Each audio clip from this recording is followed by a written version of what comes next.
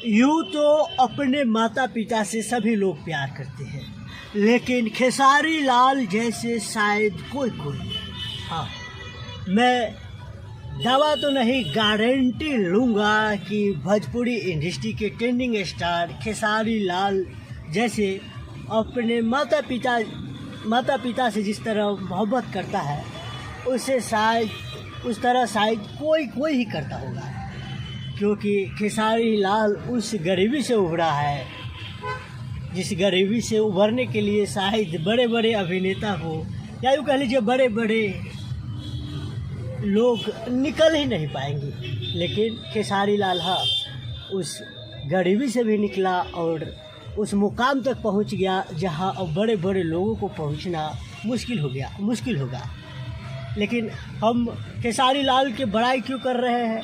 बड़ाई हम इसलिए कर रहे हैं कि हाल ही में फादर्स डे था और खेसारी लाल अपने पिता की तस्वीर एक दूसरे से गले लगाए ऐसे शेयर किए थे और वो तस्वीर देख के आप भी कहिएगा कि यार भोजपुरी अभिनेता में भी कोई अभिनेता है जो अपने माता पिता से ऐसे मोहब्बत करता है, अपने पिता से ऐसे मोहब्बत करता है। इसीलिए तो कहा जाता है कि भोजपुरी इंडस्ट्री के कोई स्टार है तो ट्रेंडिंग स्टार है।